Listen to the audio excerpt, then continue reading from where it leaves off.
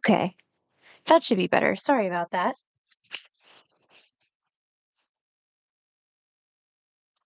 Depending on which like USB port on my laptop that I plug my mic into, it occasionally doesn't work. And I don't know why, so sorry about that. But maybe you guys couldn't hear any of my enlightened rambling about Pokemon Legends Arceus. I guess I get to say it again. I think it's cool that Hisui and Gudra is more clearly based on snails because I didn't know that there was so many of them in the region that it's based on. But now I know. So it's local to the region and it's like, hey, here's this cool snail Pokemon we already have. Why not reuse it? I like that Overquill is there because its name is very funny in English. And it's funny to me that's a usually overlooked Pokemon, which is Quillfish, whose name I regularly struggle to remember is gets to have, like, a little time the limelight, it gets to become even spikier and even more poisonous, even more evil, and it gets, it gets some airtime. I like how there's a few different possible explanations for Hisui and Zoroark's red markings, I think they're all valid, there can be multiple reasons why you add a detail to a character. For example, they lost their lives in the snow. They could have re-healed wrong. They could be blisters. They could be welts from smallpox, or they could be wounds. I like that Samurott, Hisuian Samurott, takes a normally like stoic but like noble Pokemon and leans more into going just like it's it will end you. Its signature move is literally called Ceaseless Edge. And if you've ever stepped on a shell at the beach, you know that's painful. Imagine that just not ending. Oh, and I like Hisui and Typhlosion. I will never fall for the allegations. I know its heart is pure, but it's just kind of boring to me because it's just like a weasel thing with fire. And most of the time, the fire is not even there. So I like giving it more of a reason for the fire and more of a character behind it where it's based on a muck and it goes around purifying souls.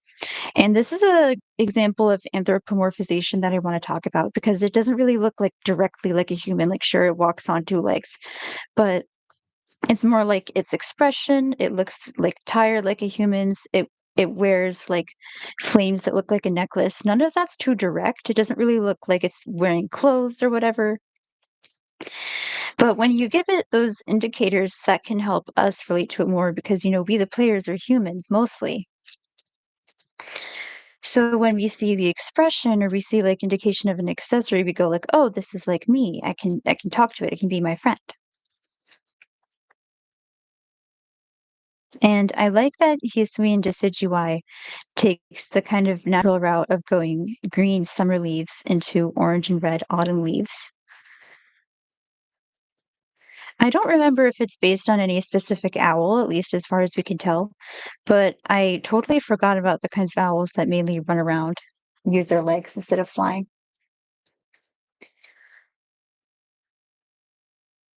Okay. So next round, we're going to do a lot more decreases because we are getting to the small part of the wing, which relatively speaking is not that small, but you know, it's big compared to the body so that it can fly.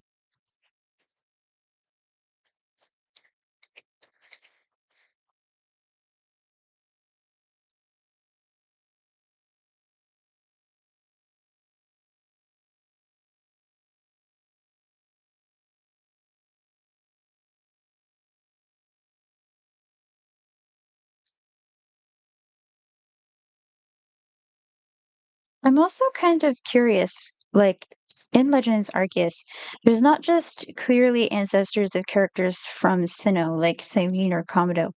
There's also Benny, who's clearly an ancestor of Wally, or Leon, who's clearly an ancestor of Clay. And I'm curious why that is, because they're obviously all from different regions. And it could just be for fun. But I wonder if there was any deeper reason.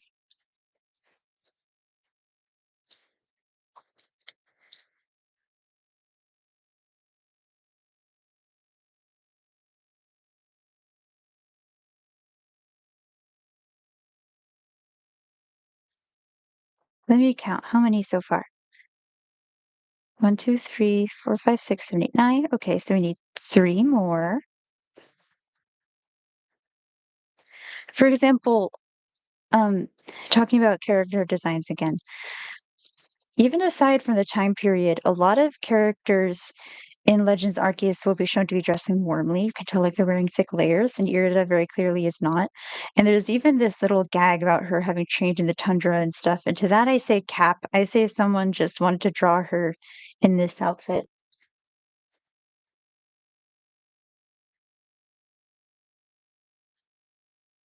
Like even if it was clearly warm weather clothing, if you made her wear something like bright red or with accessories, that would help show her personality. All right, let's do another 12.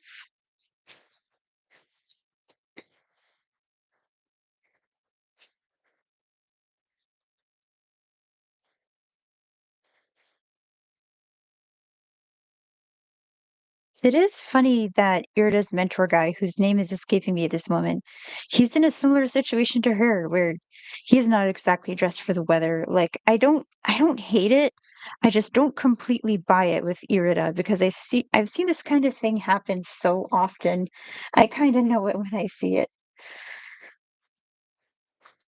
Speaking of, he's the ancestor of Wulfric. I guess they just live in snowy climates and they're all kind of over the top. Whatever their last name is, the whole family is just like that. They live with Avalug's. They're similarly loud and very cheerful. If only ice types were better. I was talking with my brother recently about how having Wolfric, who's the last gym leader in X and Y, be the last gym leader could actually be an interesting use of ice types. Because maybe like he's the last because he's the most skilled. Maybe he's so skilled a trainer, he's able to take a type that's usually not very useful and make it really useful. Unfortunately, that does not happen. And two of them have quad weaknesses, and he's generally not very difficult.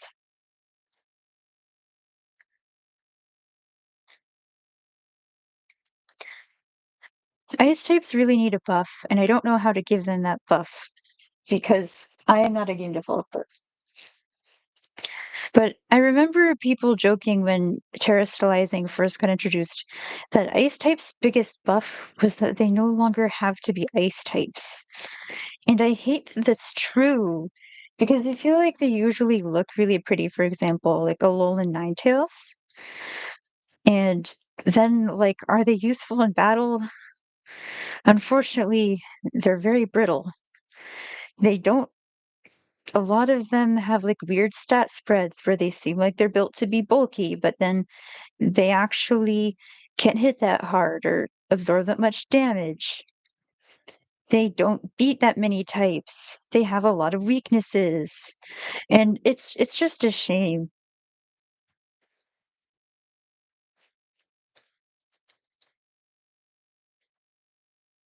I was once watching a video that was going over, like, the name origins of the gym leaders in Johto, I think, and the guy couldn't figure out why Jasmine was named Jasmine. And I have my own idea about this. It's not pronounced the same way, but I think it's because the min in Jasmine is spelled like mine, and she's a steel type trainer. So, like mining for steel, which obviously you don't do directly, but you mine for like the stuff that you use to make steel.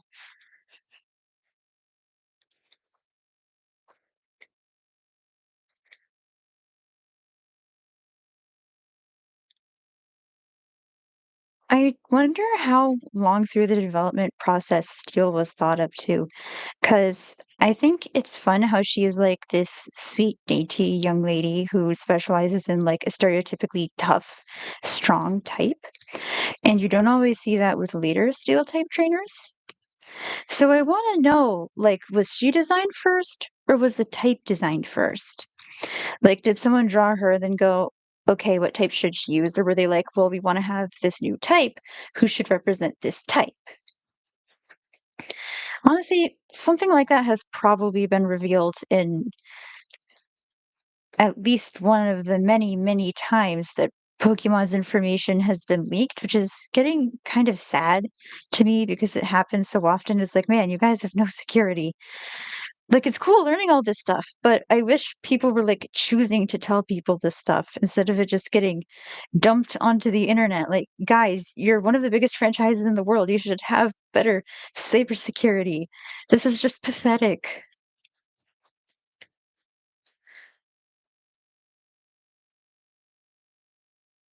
Wait, this needs to be a decrease.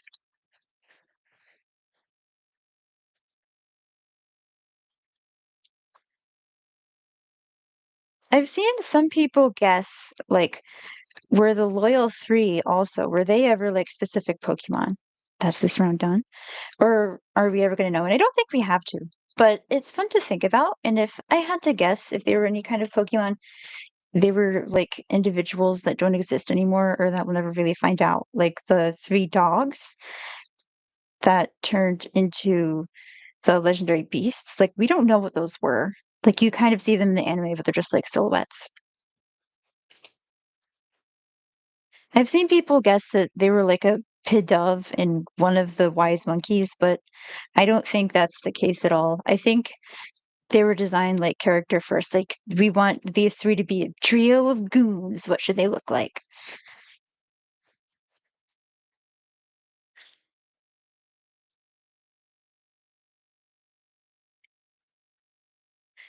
I was joking also how Ogerpon is like 2 feet tall but has a body count.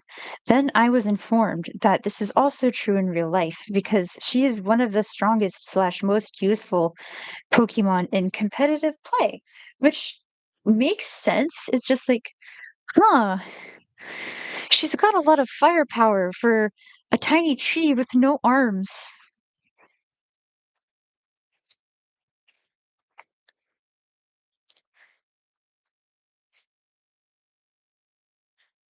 Usually, when I see trees, what I'm worried about is them poking me with their very sharp branches. Yet Ogerpon has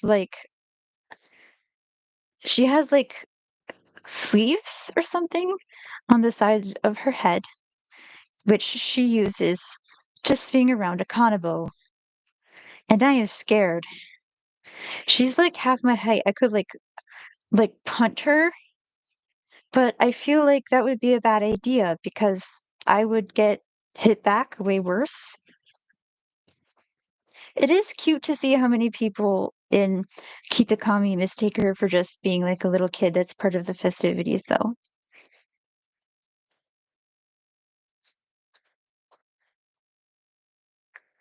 I also wonder what the idea was behind like playing with Momotaro and kind of turning the narrative on its head. It's obviously much more of a cultural deal in Japan. So I wonder if people were like, we've been hearing this story one way our whole lives, but like we've all heard that before. What if we messed around with it a little? When I crochet this part of the wing, I think about it kind of like making a canvas and then we're gonna draw on it later. I'm also really glad that the protagonists, Kitakami friends and Paldea friends, get to meet up. I was really hoping they would.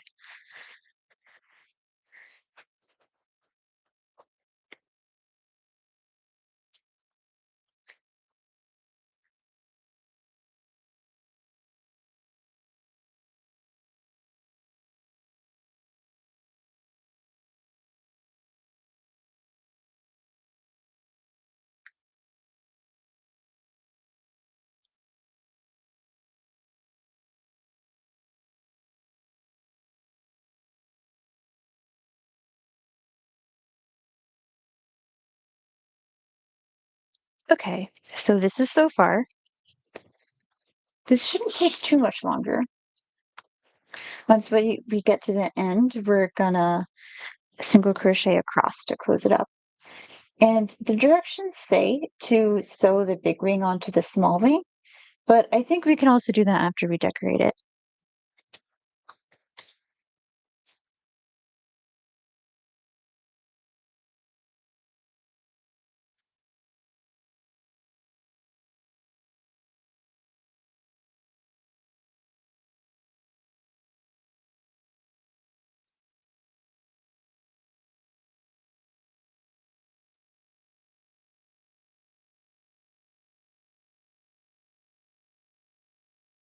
I've seen so many streamers complain about Kieran, like, having a crush on the protagonist and quote unquote forcing it.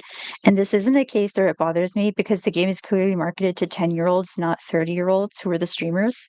So I don't find this like creepy at all. And I would definitely wouldn't call it forced because nothing like even remotely explicit is said because this is Pokemon.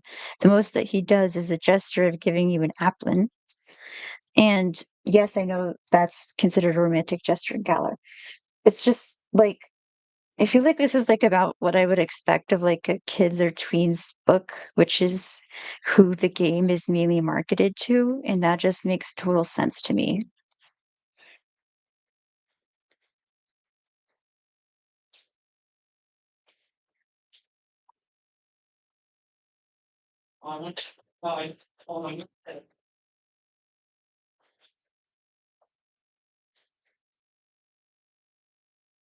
Speaking of, there are definitely times when the games are like trying to be more serious, and it's a shame when they can't do that. But there are also times when they're not. Like, I wouldn't say that Pokemon being an idealistic series automatically makes it bad or childish, for example.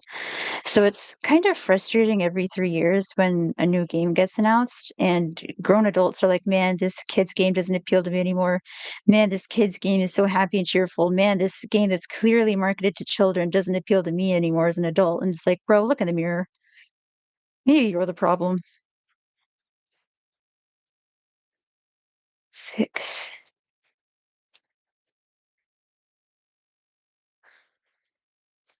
Am I the only one who forgets that paradox Pokemon exist?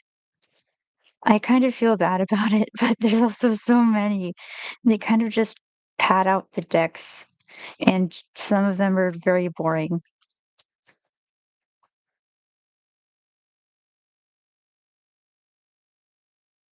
15, 16, 17. Okay, I need to decrease a couple more times.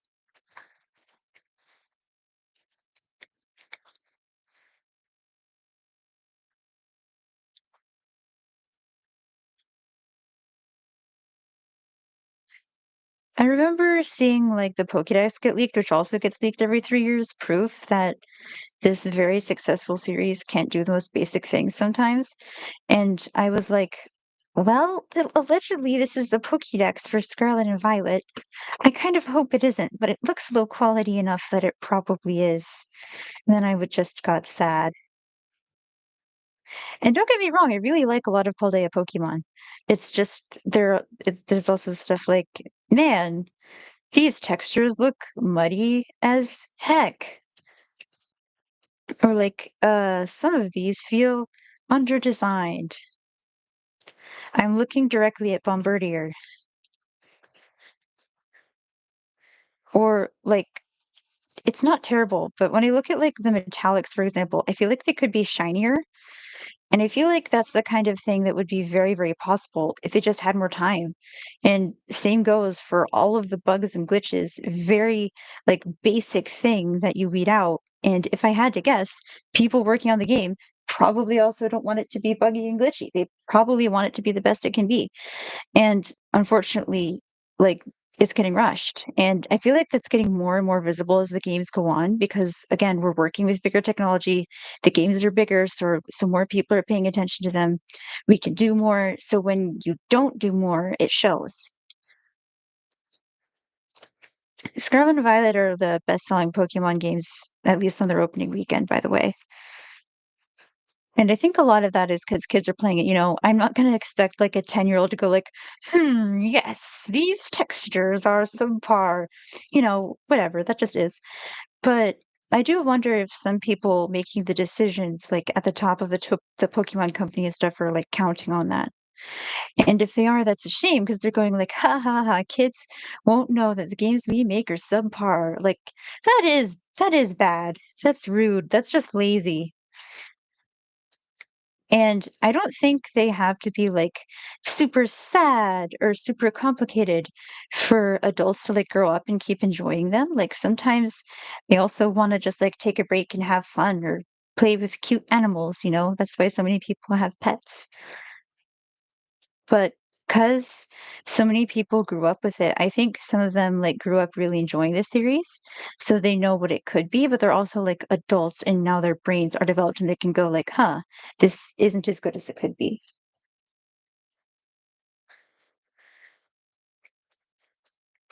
I'm kind of starting to think that, like, I don't know, like, we made up Legend ZA or something, because it's supposed to be releasing this year, and I've heard, like, nothing about it in a year. All there is the initial trailer, and that is it. I thought there would have been, like, a promo image, a website, a teaser, something. I was talking about this with my siblings, and they said maybe there's just not a lot to show, and if that's the case, if it's just, like, taking a long time, great, awesome, give it all the time it needs. Just show me that you're still working on it and that you're trying to make it good, you know? Not that it's, like, gotten forgotten or, like, held up somewhere. Because I have seen that happen quite a lot in video games, but also in movies and stuff. This is going quicker than I expected, maybe because we're working with shorter rows. So we should be able to start decorating this later, I think.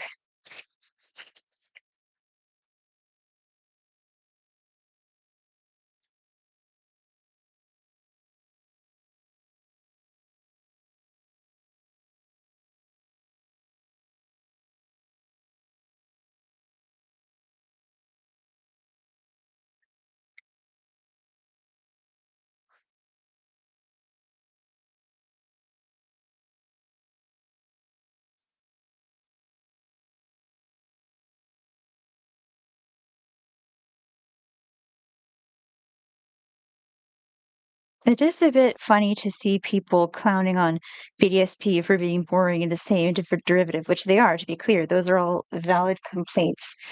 But then when video game remakes try to innovate, then people also don't like that either. And I think sometimes that's just subjective. Like people like different things out of remakes. Like I guarantee you, if this had gone like the Auras, and by the way, Auras is praised now for good reason. The Auras or finally Fantasy VII remake of being like an alternate universe, fans would have been like, wow, this is too different. I want my nostalgia. I want to play the same game for the 10,000th time. Because that's what they say every 3 years when a new game gets announced. They're mad that it's not something they're nostalgic about. So it's all very silly, and I like to point and laugh.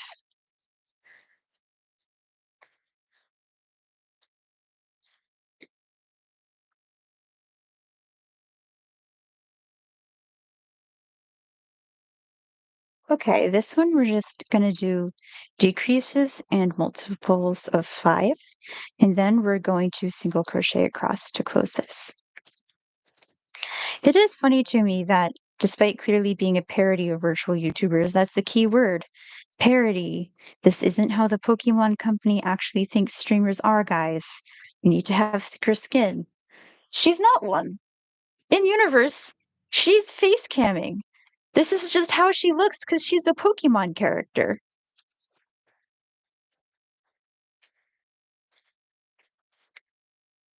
There are clearly times when she's meant to be like kind of cringy, like when she says, "That's good news for my I mean, my friends," or something like that. But she's also very clearly like not meant to be taken too seriously. She's supposed to be funny. So I find her really charming. I really like her color scheme too. I normally don't put like all pastel colors on a character because I'm worried about them getting washed out, but I like how she has the really soft pink and blue. And I do wonder, like, maybe it's like her clothes have lots of black and more saturated yellow on them. So that balances out.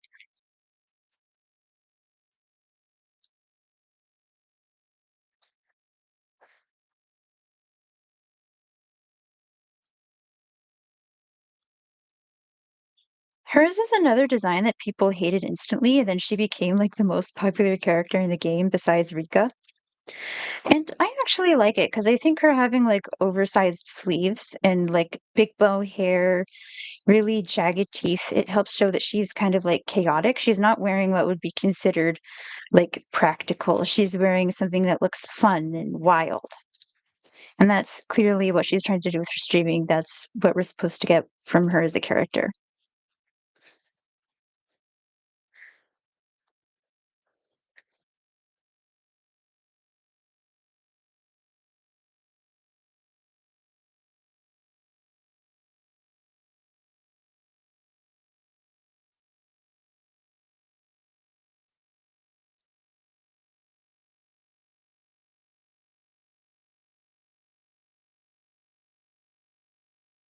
Alright, we're crocheting across the top, so I'm just making sure I have everything in the right place.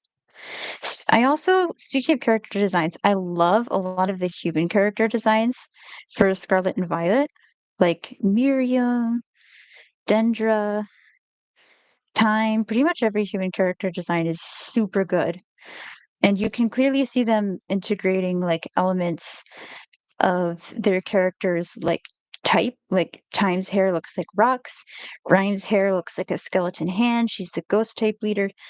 But they also tell you something about them, like Grusha's dressed warmly because he lives obviously in the cold frozen mountains. Rhyme wears lots of jewelry and a sparkly dress because she's performing. She's a musical artist, so she's trying to look like good on stage. I also love how she has like mostly black with little pops of like gold and like bright, bright blue. Like that looks like something a pop star or a famous rapper would wear in real life to me. Then and even characters like Tulip, for example, looks more quote unquote normal, but then something that you can really get in 3D is those little like butterfly accessories on her dress. Those beat their wings. They're either alive or she's animating them with her psychic power, which is cool. And I really like that she uses so many soft colors too, because I think it helps make her look like ethereal, beautiful, floral. Okay. So this is like a little bag for now, and we're going to basically embroider on it a bit. I really like the choice to make Brassius use actually the opposite of pastel colors too. He uses mostly dark colors, which is not something we've really seen before from a grass type gym leader. They tend to be pretty wholesome. And he's wearing like first of all, he carries around a spiked whip. Why? He has like more sharp points to his design, like in his hair, and he visibly looks like tired or stressed out. And like he's not a bad person at all. He's just like tired because he's always doing his art, you know?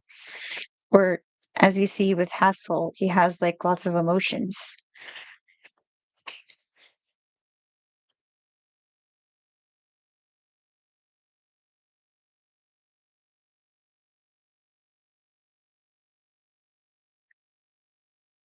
So here we need to sew three lines, one, two, three, down to here, and they should all like meet up in the same place about here.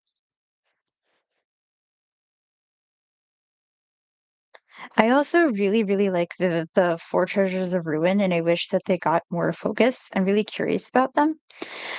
I love how they kind of take the idea of Objectmon almost like more literally, because they're clearly formed from objects, like the beads, the bowl, the they're tablets. Yeah, they're tablets that Champao is, I think.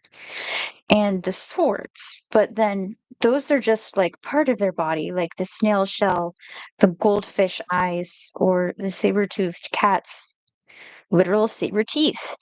And then the rest of their body will be made out of snow or leaves or something. And it really helps sell, at least to me, that they're like spirits or ghosts, like they represent feelings. I like the little bit of lore that they get, that they were, like, sold to an ancient kingdom of Paldea, I think, and I'm curious if that'll ever get explored. I think the anime might do something with it. That seems like something the anime would do. Look, pretty. And I wonder if that's something that would have gotten explored more in the game if they'd had more time. But I don't know, 'cause there'll also always have been little just, like, bits of lore in Pokemon that even if they don't really get explored, they're just kinda, like, something there to think about and chew on. Like, when you meet the sailor named Eldritch in Diamond and Pearl, it's kind of implied that he's actually a Darkrai, but it's never directly stated. Or until recently, the whole thing where Primeape sometimes gets so angry that it loses its life. And I guess now we know what that looks like. I remember seeing that Pokédex entry get revealed during the hype season for Sun and Moon and being like, "Oh, okay." Now it's like, "You did it. You crazy monkey, you did it. You literally became so angry, you ended your own life and then resurrected."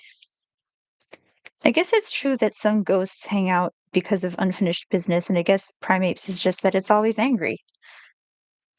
About what, you might ask? I remember watching Jaden Animation's game show once, where one of the contestants said, "This is the Pokemon that plays the most League of Legends." Now I can't unsee it.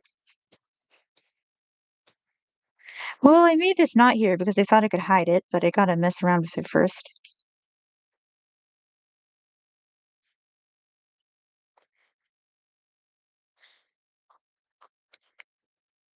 Okay. We're gonna be sewing this too, so I don't think it'll be too visible. This will just be like a joint. Okay.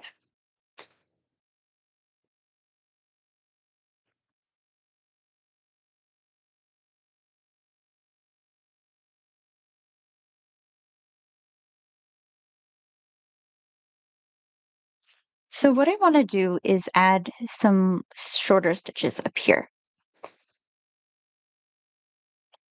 And I want to make them in blue and pink.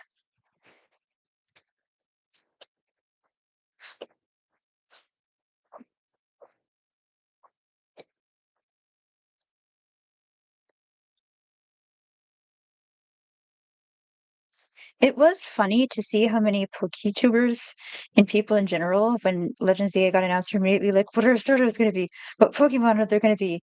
And at the time, I was like, well, maybe we'll find out in a few months. Maybe we'll find out about some regional forms. And then nothing. Then a few more months passed. I was like, is everything okay?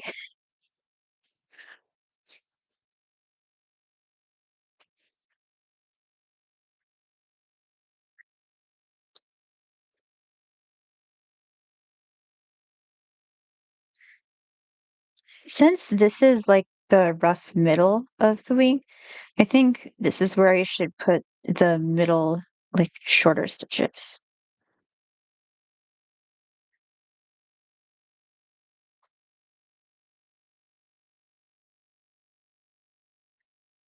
I am I'm not sure if it ever got explained, by the way, how they're even paradox Pokemon of the legendary beasts, and that is very confusing to me. Because in like out of universe, it's probably just, they're popular, they're nostalgia. But in universe, huh? How? These Pokemon literally did not exist until 150 years ago. They can't have fossils of them.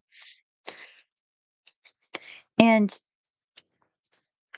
I think I'm thinking about it more now. I think it's that they come from a different timeline. I don't really think of them in the same package as the other Paradox Pokemon because they're legendaries. It's just like that's that's really something.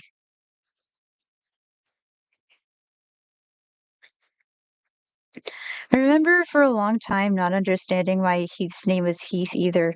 Then I heard once it's because of Heather, because a lot of Pokemon characters are named after plants, and then I felt kind of silly for not seeing it. I think that's why Briar's name is Briar too. Is the kind of theme with them. Love her design, by the way.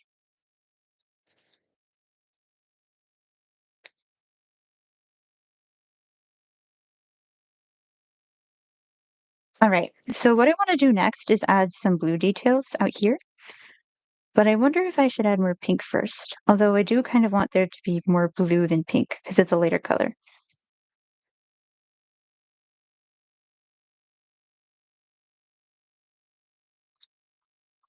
I do kind of wish that we got to learn more about Professor Sada and Professor Turo too. It's nice to get to see them again with the whole thing with like the time paradox.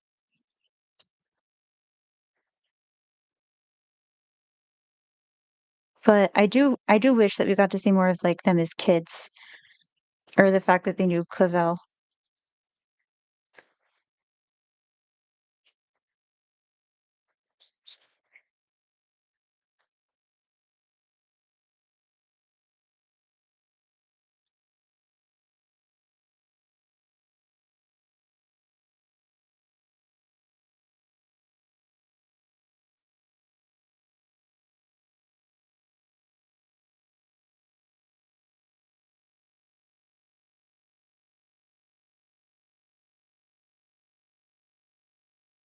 I saw one guy being like, "Wait, it's called the Terra Leak because it was a terabyte of information and not because it's a funny Scarlet and Violet reference." And I was like, "Oh, my sweet summer child."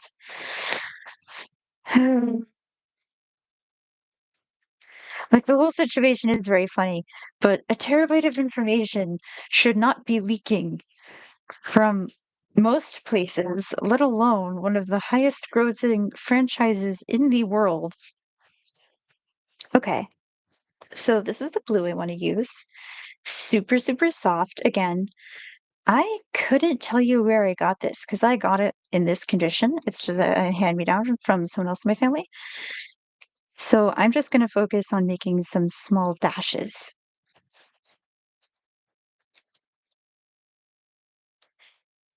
I'm not sure how well you can see it, but this pink yarn, also shiny.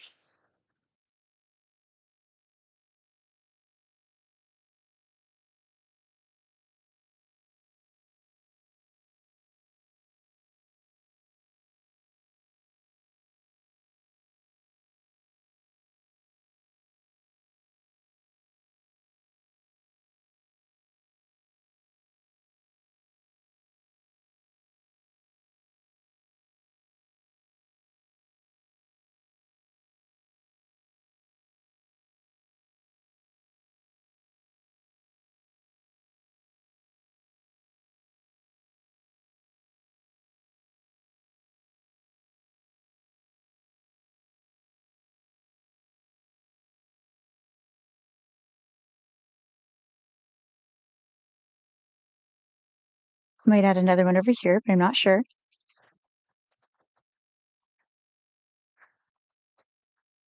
By far, my favorite takeaway from the announcement of Legend Saw, other than like the announcement itself, and Megas are back, which is the only regional gimmick anyone actually likes.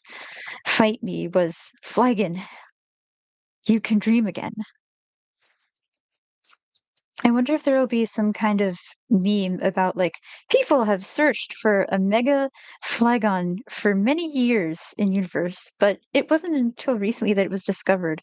Or if it doesn't get one, it'll be like, for many years, scientists have hoped that flagon would mega evolve, but so far, all exposure to megastones have produced no results, which would be kind of mean but very funny.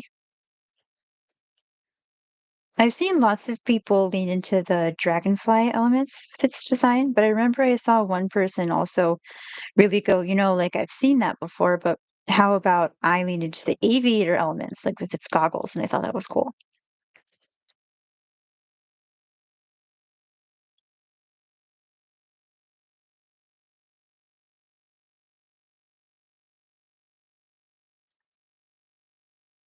It's really fun to see how many people like want Flygon to have a Mega too, as long as they're wholesome about it.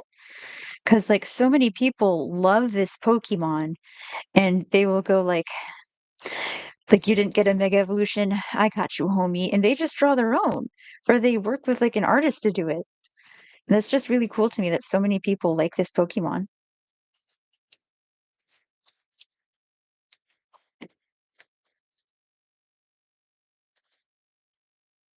Antlions are also a crazy species, like, imagine being named after both an ant and a lion. At that point, what do you do?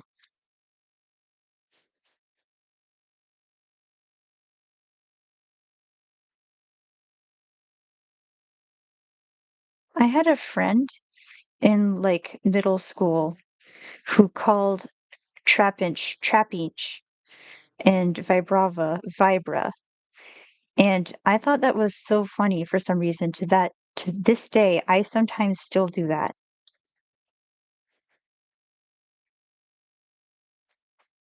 Okay. You can't see these smaller ones as well, but that's not that important. This is what I was talking about with the colors of the mother of pearl moth.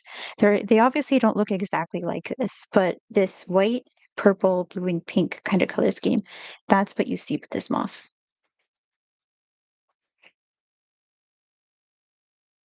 What is this? Oh, it's the end. I have to clip it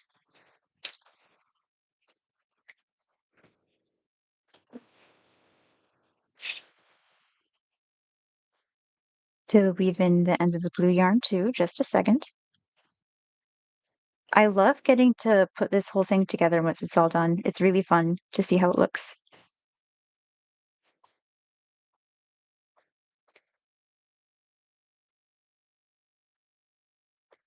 Okay.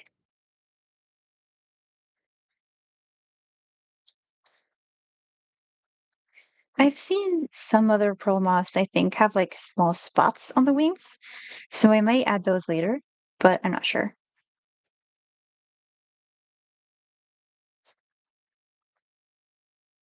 I'm gonna pull on this gently because I don't want to like accidentally gather it and tie it off gently.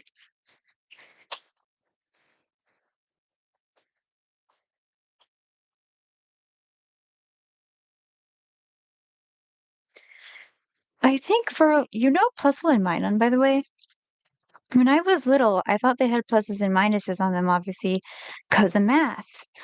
But then recently, I saw a video essay about them that was like, these Pokemon have never been math. They're about electrons. And then I realized that at some point, I kind of just like naturally stopped assuming that they were math and never really thought about it. But yeah, as an adult, I can go, oh, yeah, positive, negative, and they're electric types. It's because of electrons. That makes sense. And I feel like as a kid, you might not know that, but it's really fun to find out when you're older. I just wish they were like more useful in battle or at least somewhere. Because a lot of my favorite Pokemon tend to be the super cute or pretty ones. And unfortunately, those aren't always very strong.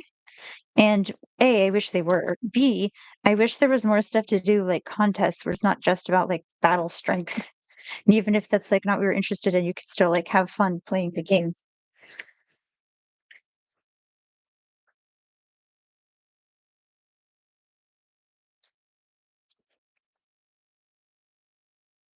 Okay.